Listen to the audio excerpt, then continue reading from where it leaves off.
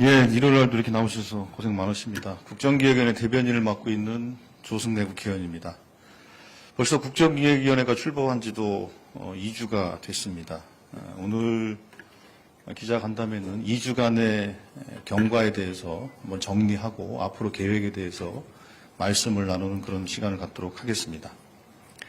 먼저 2주간의 활동에 대해서 총평을 하면 이재명 국민주권정부 5년을 설계하는 국정기획위원회는 순항하고 있다. 또 한편으로는 핵심 과제, 또 국정과제 분류, 정부 조직 개편 등 주요 작업들의 속도가 붙고 있다. 이렇게 총평할 수 있을 것 같습니다. 먼저 국정기획위원회 1주차에는 활동의 토대를 닦는 시간을 가졌고 분과별로 전체 회의를 진행해서 활동 방향을 수립하고 각 부처별로 업무 보고도 받았습니다. 또 분과별 소위원회 혹은 TF 등을 구성해서 각 사안별 논의와 함께 계획 초안도 또 만들었습니다. 부처별 업무 보고를 통해서 각 부처의 업무 현황과 정책 공약에 대한 추진 계획 등을 보고받고 분과별 세부 계획을 수립하는 시간을 1주차에는 보냈습니다. 2주차에는 각 분과별로 담당하는 정책 공약에 대한 본격적인 논의를 진행했고 분과별 소위나 TF별로 매일 회의를 진행하며 열심히 속도를 내고 있습니다. 먼저 국정과제 분류와 관련해서 분과별 회의, TF 회의 등을 통해서 국정과제 초안 작업을 진행해서 1차 안을 국정운영 5개년 TF에 현재 전달을 한 상황입니다. 즉 초안을 만들기 위한 각 분과별 초초안이 되겠죠. 이게 현재 전달돼서 취합된 상황이다. 이렇게 먼저 말씀드리겠습니다. 두 번째로 정부 조직 개편 논의는 마찬가지로 공약사항을 정리했고 기타 수요들에 대해서 논의를 진행해서 우선은 공약사항과 관련된 내용들에 대해서 각 그 소위원회별로 제가 지난번에 설명드린 것처럼 축조 심의가 진행됐고 그 논의를 바탕으로 해서 지금 현재 TF 정부 조직 개편 TF 차원에서 회의를 진행했고 오늘도 이따 회의 마치고 이따 3시경부터 논의가 또 진행이 될 겁니다.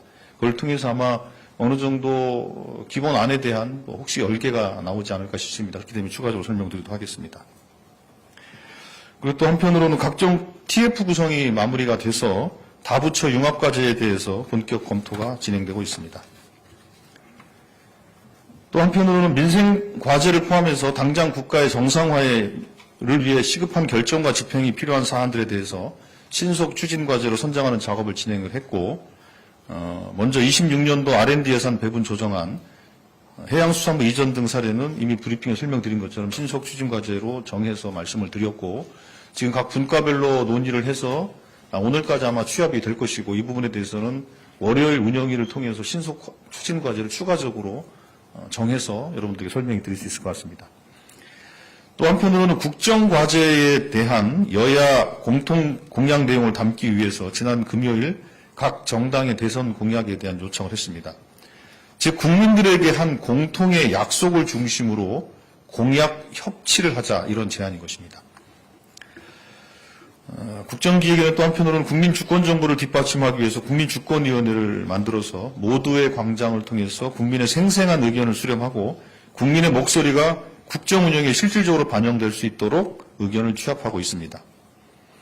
이건 지난 문재인 정부 때 추진했던 광화문 1번가와 비교하더라도 민원과 정책 제안, 또 접속자 수 등이 매우 많이 증가한 것으로 보여집니다. 먼저 일평균 방문자 수는 광화문 1번가는 한 15,800명 수준이었는데 모두의 광장은 22,900명 정도의 접속을 보여주고 있어서 대략 한 70% 이상이 훨씬 많은 국민들이 방문을 해주고 계시고요. 정책 제안이나 민원에 있어서도 훨씬 더 많은 제안이 되고 있다는 말씀드리겠고 일평균 정책 제안, 민원 제안이 광화문 1번가에서는 한 3,600개 정도였다면 모두의 광장은 한 10배인 36,800건 정도가 접수가 되고 있다는 상황을 말씀드리겠습니다. 이렇게 해서 접수된 내용에 대해서는 토론 과제로 전환하는 과정들을 진행을 해서 먼저 9건의 토론 의제를 최초로 상정을 했고 매일 3건씩을 추가해서 어제까지 18건의 토론이 진행이 되고 있는 상황입니다. 또 한편으로는 국민들의 제안을 분류해서 화요일, 금요일 각각 분과에 전달하는 것도 진행을 하고 있다는 말씀 드리겠습니다. 예, 그리고 지금까지 진행된 여러 회의들은 운영위원회 회의는 한 8차례 진행이 됐고 전체 회의도 주 1회 착실하게 진행을 하고 있습니다. 뿐만 아니라 총 4건의 현장 방문도 있었습니다. AI 판교 현장, 그리고 인재사고 현장인 이태원, 재난사고 현장인 강남역 등 방문을 해서 현장에 대한 점검도 놓치지 않고 있습니다. 다음 주에도 각 분과에서 관련 현장들을 방문할 예정인데 이 일정이 확정되면 언론에 말씀드리도록 하겠습니다. 그럼 이제 3주차에 대해서 말씀드리겠습니다. 앞서 설명드린 것처럼 3주차는 국정과제의 선정, 조직 개편 등에 대해서 이제 속도가 점차 붙는 가속도가 붙는 상황이 될 것입니다. 국정과제 분류는 오늘까지 초초안이 취합이 되면 그걸 가지고 먼저 실무적인 우리 국정 운영 5개년 TF와 각 분과의 실무자들 사이에서의 국정과제 선정을 위한 실무적인 협의를 먼저 진행을 하고 그 이후에 거기서 정리된 내용을 가지고 전체적인 토론에 붙이는 식으로 진행을 하게 될 겁니다. 그래서 그렇게 되면 아까 제가 설명드린 것처럼 현재 그 TF에 취합된 것은 초초안이고 그렇게 해서 정리된 건 초안이라고 보면 그 초안을 확정하기 위한 논의들을 진행을 할 것이고 그렇게 진행된 초안을 가지고 우선 대통령실 등과 협의를 거쳐서 어느 정도 초안을 확정하는 과정들을 좀 거치고 동시에 초안을 확정하는 과정을 하고 또 동시에 그 초안별로 그 국정 과제별로 세부 이행 과제를 또 실행 계획들을 구체화시켜 나가는 과정들을 동시에 진행하게 됩니다.